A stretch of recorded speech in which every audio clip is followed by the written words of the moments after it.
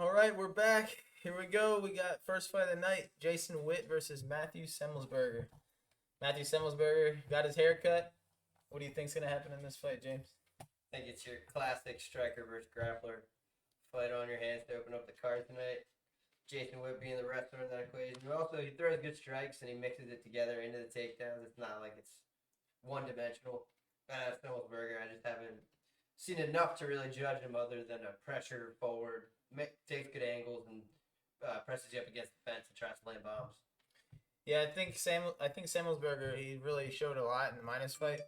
But what is that shit? Yeah, minus is from Alaska. The Alaska. He's the reason that I'm not high on Alaskan prospects. Yeah, Alaskan prospects ain't good. I mean, your medic proved us wrong last weekend. I mean, not wrong. We picked him. But... Yeah, but that's a guy who trains other places. Yeah, exactly. And then Jason Witt trains with James Krause.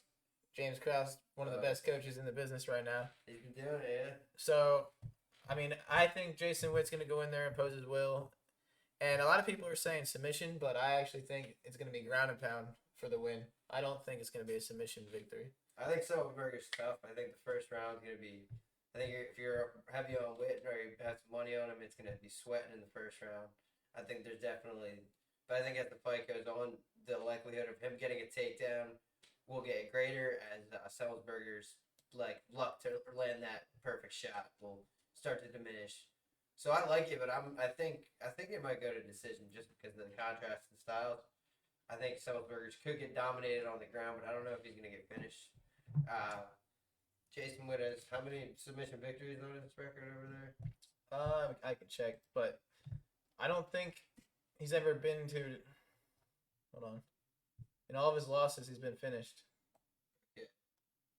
Yeah, and that's a narrative that could definitely happen in this fight too. But he doesn't have too many high-level submissions still in his hands. But it could be an exposing of Semelsberger for sure because I'm not on board just over that minus fight. He has 9 rear naked chokes, and then he has his last win in arm triangle. All right, against Cole Williams, who is okay. So he does. Yeah. So he does have some good, significant submission victories. So I like him. Maybe it's not the distance. I don't really feel extremely comfortable with him, but I like Jason Witt in this fight. I think another thing, if you don't feel confident in either guy, taking the under 2.5. Just because Semelsberger, if he's gonna win, it's probably gonna be that knockout. Yeah. And Jason Witt, if he's dominated that much, he might win it inside the distance too. Yeah, I think that's a safe bet. But I'm going with Jason Witt. Same here. You're on Jason Witt. On to the next one. Ginyu Frey versus Gloria Dipola, I think is her name. Is that how you say it? Gloria Dipola is making her UFC debut, and Ginyu Frey is just known for kind of going in there and not performing. She's just low volume. She is the Invicta champ over there, and she's a primary striker. But she hasn't shown the best of herself in the UFC as of late. She's 0-2, I believe, in the UFC. But she really is a talented fighter, and I think that one of these wins she's going to pick up. And I don't know too much about her opponent here, but I think that the experience is going to be a big factor in Ginyu Frey's on her side. And Gloria is fighting out of Shoot the Box, who has been really producing fighters here lately. And she's in a relationship with, what's her name, Barella? It's her girlfriend. They're lesbians. Oh, okay. She's really good at grappling, and that was where, I can't even say her name. What's her name? Gloria? That was her weak spot, but on the feet, she's good. Yeah, I think both of these fighters, their main thing is to be on the feet. So, yeah, I don't see either of them getting into the ground, but we have seen Ginyu Frey bring it to the ground after realizing that she might have been losing on the feet. So I think that could be a wrinkle in her game here, especially being on the chopping block, maybe losing her job. I think it's a possibility for her to play it safe, land a couple strikes on the outside, get close distance, get a takedown at 10 rounds. I like her by decision. I'm going to go the other way. I'm going to go with Gloria just because she's going to be the bigger fighter. Ginyu Frey is going to struggle getting her to the ground, and I think Gloria's really polished up her ground game and submission game.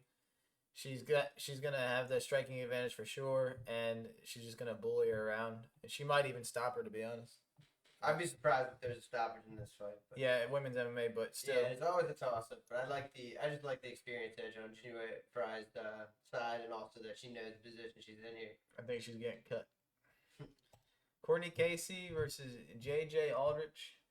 And Courtney Casey has been on the side of a lot of split decisions in the wrong way. 9-8 record. She has 3 losses and 2 wins in her last 5. JJ Aldridge, her last time fighting was a year ago on the McGregor card, McGregor-Cerrone. And she's got 3 wins and 2 losses in her last 5, and she's the slight favorite in this fight. I think that in this fight, she's going to have the striking advantage. I think it's going to be very close, but I think she has the striking advantage. But is it going to be really an advantage? I don't know if it's going to be an overall striking advantage more so than a power advantage to maybe. She might. I don't know if she's going to have the speed. It's just that she doesn't have the output. We know that. So she's going to be looking to really pick her shots and land the right ones. And in a lot of her other fights, it's really been the case is if she can find that before her opponent finds a way to close the distance and neutralize her shot selection kind of game plan. I mean, I think Courtney Casey falls into that fighter type pretty well, just being well-rounded and pressure forward, throwing just over one more significant strike per minute than JJ Aldridge. I think that might be a difference here. But I think in the grappling, it's just going to come down to who can get the takedown against the fence, and I also like Courtney Casey in that aspect. JJ Aldridge could definitely make it ugly, and I think that's what she needs to do here. Yeah, Courtney Casey, when she lost to Cynthia Calvillo and got outstruck by her, that's what makes me down on her. And I do think she has the advantage on the ground, even from bottom. She throws up crazy arm bars. She had that crazy arm bar against Barella, where you heard her, like, cry out. I don't know if you watched it. Yeah, I remember that one, Yeah, but I like Aldrich in this fight, just because of the striking advantage, and I don't think it's going to go to the ground. I think it's extremely close, but I think I'm going to take Courtney Casey just on the fact she's going to be the more active fighter and in JJ Aldridge's space. I think JJ Aldridge has the higher ceiling here, and I can see why people will be on her side, but I'm going the other way on this one. All right. We got Nazareth Hackpress and Rafa Garcia. Rafa Garcia was actually he's 12-0 right now, and he was brought in by Justin Gaethje for Khabib to emulate a little bit of what Khabib can do. Right. So that's Just how about that one. Yeah, that's how highly they think of this guy Right. as a prospect. But he's fighting Nazareth, and Nazareth is a guy that has very good takedown defense and is next level on the feet with speed. It's kind of like that next level prospect. Like, Yeah. he's not really a prospect anymore. We've seen him in the octagon there. We've seen him win. We've seen him lose. We know what we're going to get, more or less. But his striking is impressive to watch. It really is. Yeah, I think you could see a finish here just because of, like, accumulation of strikes. Because he doesn't really have, like, he doesn't have power. Like, I think he does. he hits, yeah. but it's precision more. That's what he's looking for. He's definitely looking for the more precise shots. Yeah. He being in your face the whole time, making the right reads, and making you pay for your mistakes is really what makes him shine in those later rounds. He starts to take over and almost gets to that flow state and catches you on the end of his punches, and that's why a lot of his decisions go his way. Now, he did use the curtain to make weight, but he's always had, like, the close weight. Yeah, he's not always, not looking good on the scales is something he also shares with Kelvin Gastelum. And the only way I see Garcia winning is making a real ugly grappling contest and just trying to wear on him, but I don't think he's going to be able to accomplish that against Acquist. The line is huge. Yeah. Minus 425 is absurd. I don't think many people in the UFC have done enough to justify something like that. And I think Rafa Garcia is just too much of an unknown out of Combato.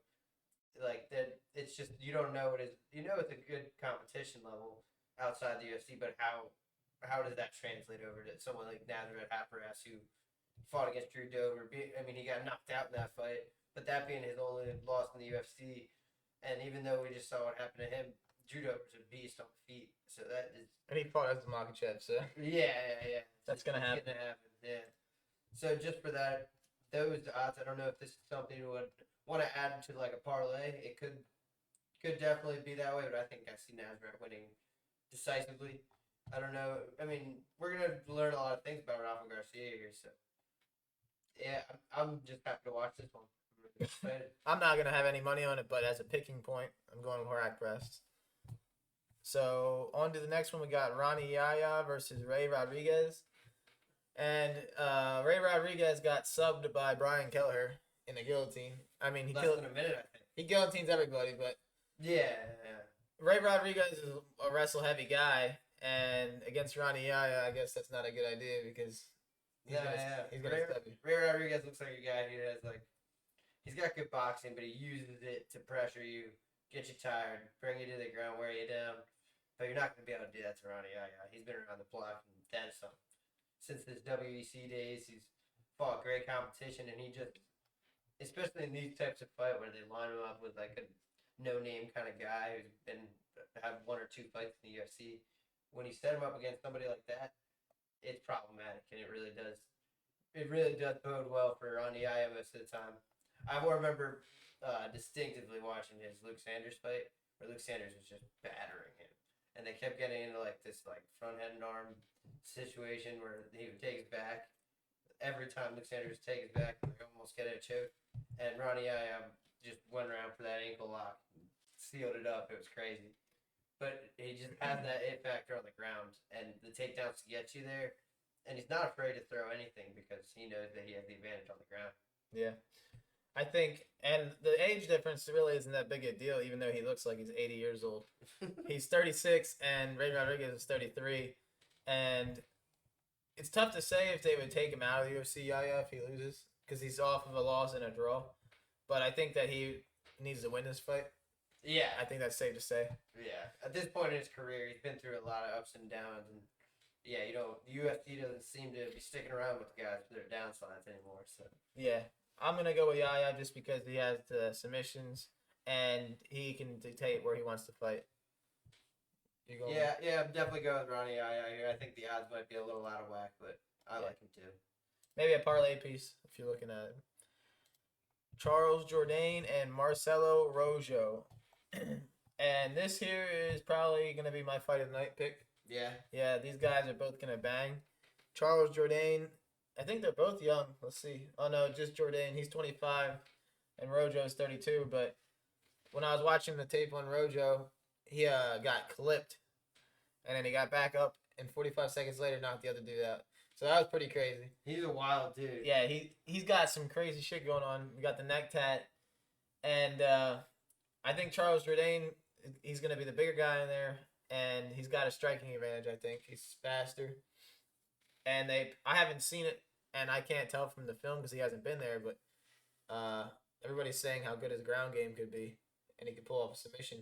So he's got that going for him too, apparently. So I can see why he's the minus 255 favorite here.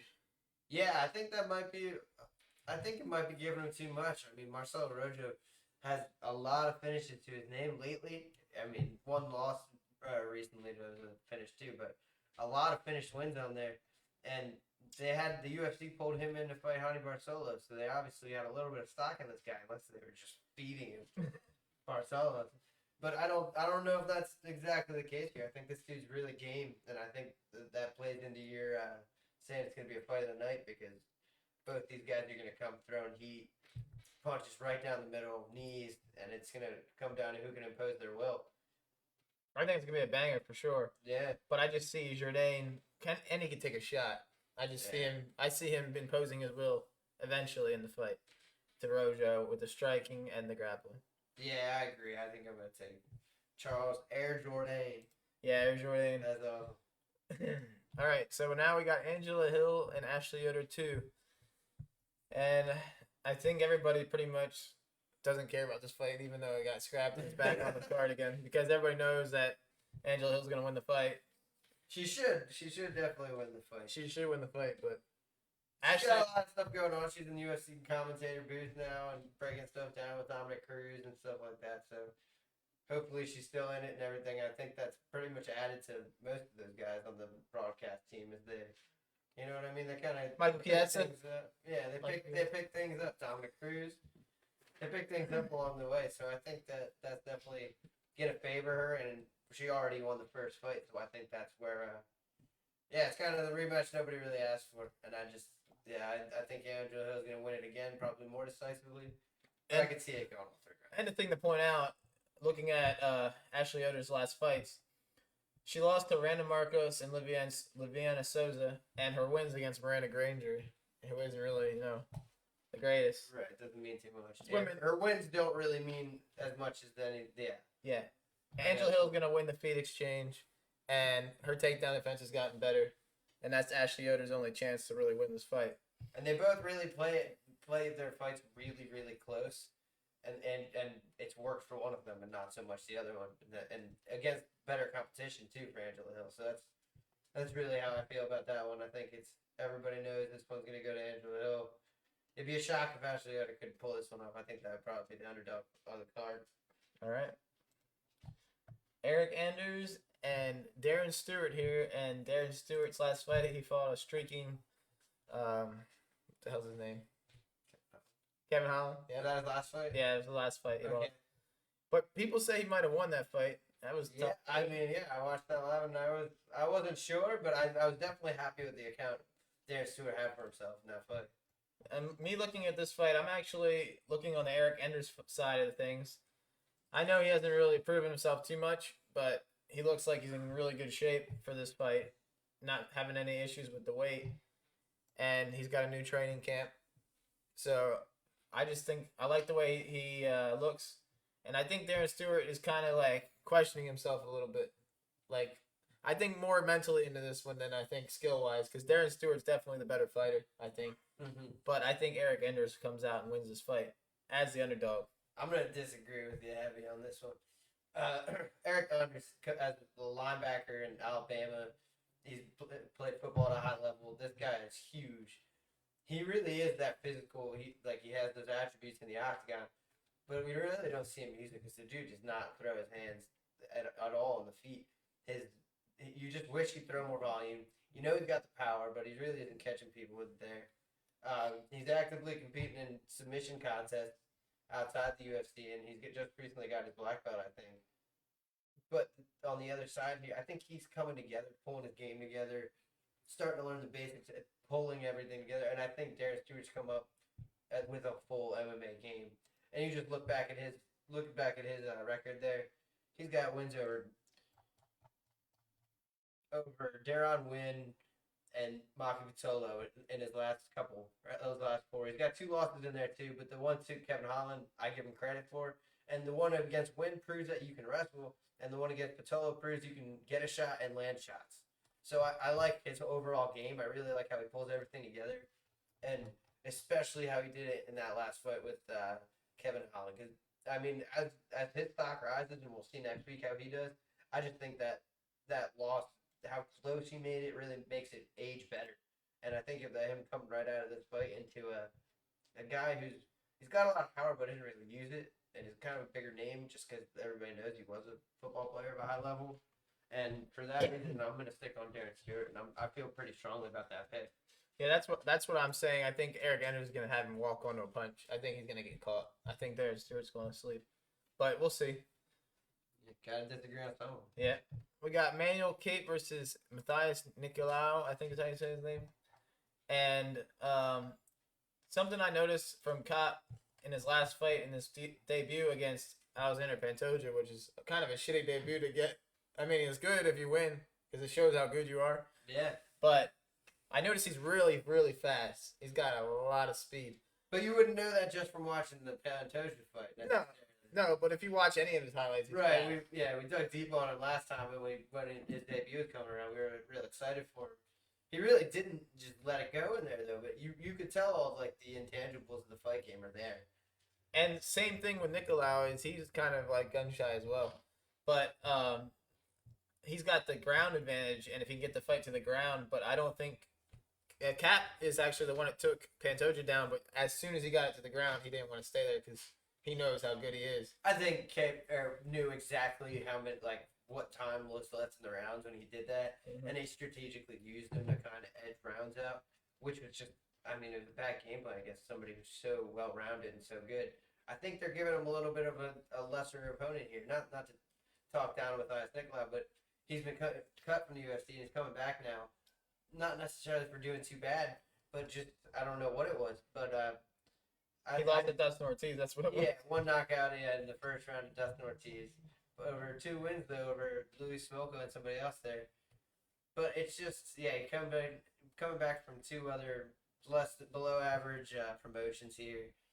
I just think that Cap is really gonna come out here and try and put a statement win on his record because I think he realizes that the UFC realizes they have a star on their hands if they can put something together with him. And the flyweight division is wild right now. It's probably the most entertaining. Yeah. I mean, after the Peter Yan, Aljamain Sterling debacle. Dude, I'm still not happy about that. I was like, what are you doing?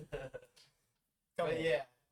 I think it's hard to pick Nikolai here, and I think it'd be a shock, most of all, to the UFC and their matchmakers if Cap lost this one. Yeah, I think kind of what you're saying is kind of a setup fight for a cop here, and I'm definitely on him on this. Not too much. It's just, I mean, like, hey, sorry, bro, we gave you but Pantoja in your first fight. If you go around with Pantoja and then you fight this guy, let's give you a better version of where you're at. Yeah, because look at that jumping skill from guys in Japan that most people have never heard of, to Pantoja in the UFC. Pantoja's accounted himself against the champion, so I mean, it's wild. Yeah, I'm on Cop. You're on Cop. I'm on Cop. All right, Jonathan Martinez versus Davy Grant, and my breakdown for this fight is, I think Davy Grant, he's known for his wrestling, right?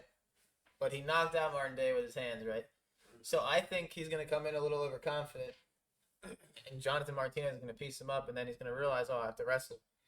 And I think that Martinez is going to edge him out in a decision. I don't think it's going to finish. I don't think Martinez is going to finish him, but he's way too crisp on the feet, and I think his takedown defense is good enough to win against Davy Grant. Who is the bigger guy? Davy Grant. Davy Grant is the bigger guy. I noticed that. All right. I mean, knocking out Martin Day shouldn't give you all the confidence. No, but this is a guy that he's not known for his striking. So. Right. You got to remember, he's built himself up, but I just see now he's 35 years old. So. Well, if he's smart, he would stick to the game plan and get us to the ground, because if he spends any amount of time on the field, Jonathan Martinez is going to get pieced up. Yeah. Maybe not quick. I think Martinez is one of those guys who downloads information and breaks you down, but he's going to find the hope for that leg kick real early. And that's going to definitely entice Davy Grant to bring him to the ground. Jonathan Martinez has been more than impressive in his last 5 fights. Who's that lost to? It was really close, wasn't it? Let's see. It was to Andre Ewell, split decision. Yeah. A lot of people thought he actually won that fight. So you put all these together. Frankenstein, below average guy. He knocks him out in the 3rd round. That's what you're supposed to do with something like that. Thomas Almeida is, coming up. When I watched him fight against Cody Garbrandt back in the day, they were billing this guy as the next big thing at 135, knockout artist, and he's got for real Muay Thai. So for Jonathan Martinez to show that he can strike with him for 3 rounds, I mean that's a lot. That's awesome. That's a big thing to have on your record. So I think Davy Grant here is just another name on this streak here, because I think Jonathan Martinez deserves higher opponents. Yeah, I think this is the 3rd guy. There's 3 UK guys on the card. Him, Leon, and Darren Stewart. And I think Leon's the only one who gets a win on this card. So I'm with Darren Stewart. I'm on Martinez.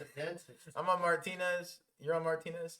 I'm on Martinez, yeah, right. For sure. All right. Now, an interesting fight here. We got Gavin Tucker versus Dan Ige. A lot of people sweating it.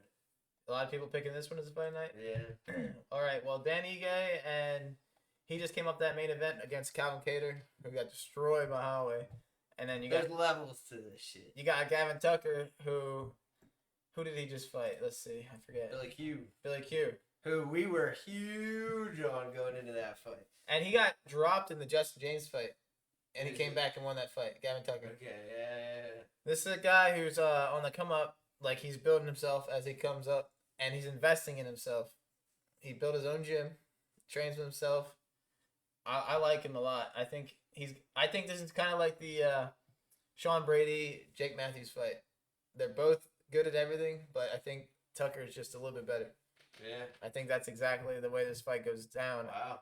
Ige has probably got a little bit of the striking advantage, but I think Jake Matthews had the striking advantage last week. That's why you've seen Sean Brady go to the ground. Once he realized. Yeah. Once he realized.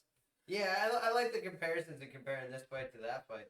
Because honestly, both these guys are really well rounded in their styles, but Gavin Tucker really does want to get it to the ground, wrestle it, use his jiu-jitsu, and really just control it. Dan Ige does a lot of the same things, but yeah, I would agree with you. Maybe on the feet, he might have the technique And the power.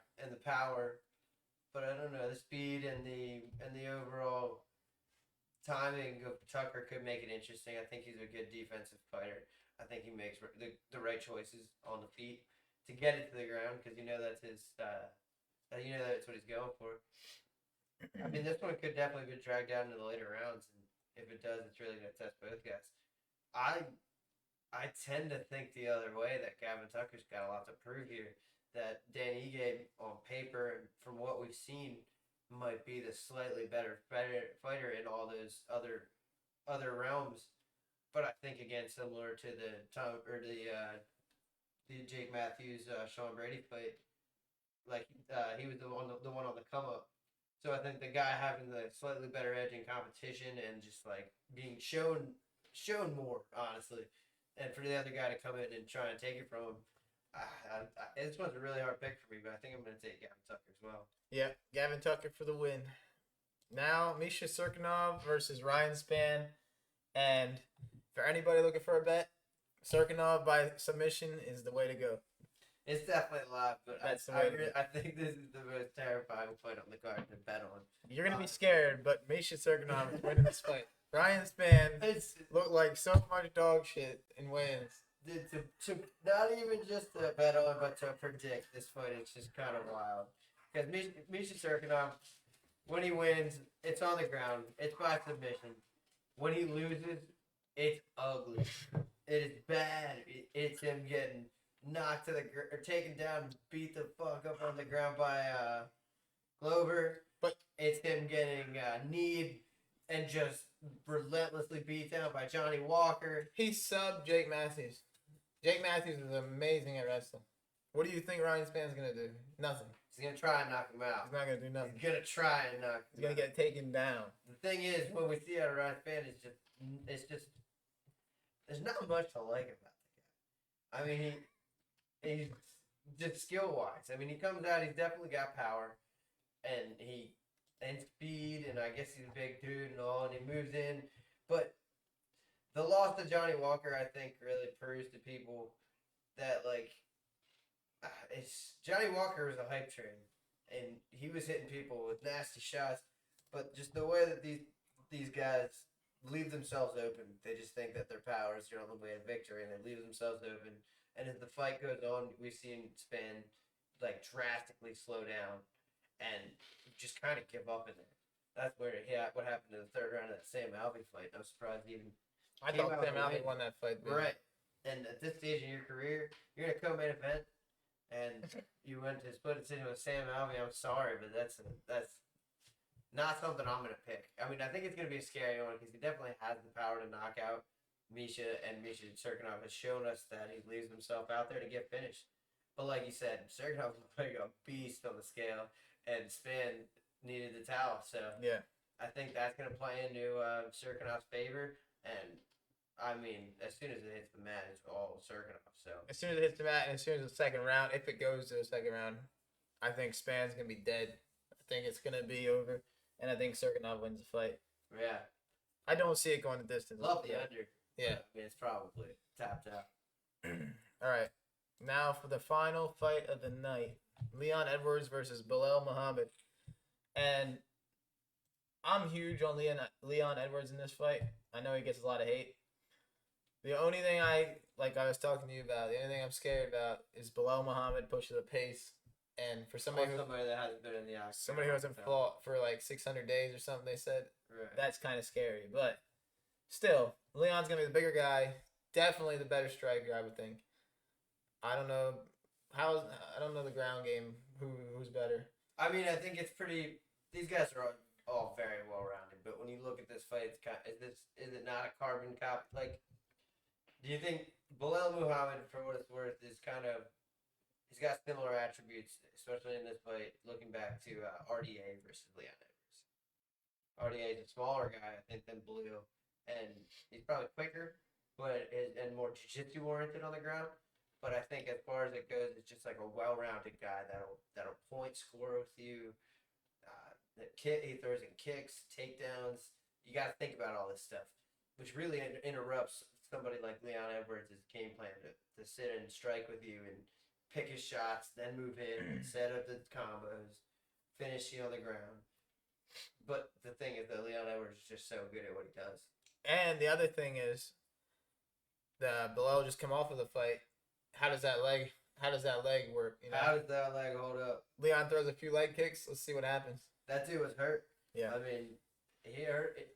He almost showed so much in that fight that that was the most shocking part of this them announcing this fight. Yeah. Was just that. I mean, he came off a dominant win and he outstruck a striker and really took it to him, almost finished him. I think he could have been stopped a couple times. But you look back, and Bilal Muhammad's only lost to really good competition as well. There's nothing to knock on this guy's record, and he's coming for it. He's game. He's putting the hours in the gym. He's coming to fight, and he's definitely going to make it a hard battle throughout the rounds. And the thing is, I think he will be able to take Leon Edwards down, but Leon Edwards is very good at defending takedowns and also getting back to the feet. So I think the key here for Bilal Muhammad is going to be making sure that he times his takedowns right. Maybe pulling a Blockowitz out of Blockowitz's book and kind of striking with Edwards in the first couple rounds, making it close, and then taking him down in the later rounds, kind of making it so that he can take him down and hold him there for a significant amount of time to really impress the judges that he's controlling him. Because I think the last thing you want to do is give Leon Edwards any time to work his game, try to really push his pace. There's a lot of great wins on that record. I mean, you got Vincente Luque fighting in a couple weeks. You got Barberena, who has a chin like nobody else. Got Thomas Cerrone when it meant something. Gunnar Nelson, who I was huge on, and that was a great fight. And then RDA, like I said, that's it. When you look back against somebody's record, I like to see that like people that are specialized in like a bunch of different facets, like to have a wrestler on there, a good striker on there, a good jiu-jitsu fighter, to show that you can compete against all these guys is really impressive. And at the end of the day, we have the third-ranked guy versus the number 13th. You gotta look. I mean, this is a huge step up in competition for Bilal. I know that he thinks he's up to it, but at the end of the day, I see Leon Edwards just outworking him and showing him that there is levels. Just kind of like Max Holloway and Calvin Kattar. Yeah. I think that's exactly. Yeah, I can see it too. I mean, if it were a full camp, just because of what you said about Muhammad, like really taking the time and getting his skills to the right level, but just the fact that it's such short notice, and Leon Edwards has been chomping at the bit to get this fight, any fight. Yeah. I have a hard time picking against him, and I think it's gonna be a good performance. If he can knock him out, if he can show something big against Bilal Muhammad, I mean, it's wide open. He calls that whatever he wants, right? He gets in there. He's in the title contention. You can't ignore. Yeah, they said that he's getting the title shot if he can knock him out. They've told him so much stuff. He hasn't even gotten in the octagon, so it's hard to say what's gonna happen afterwards.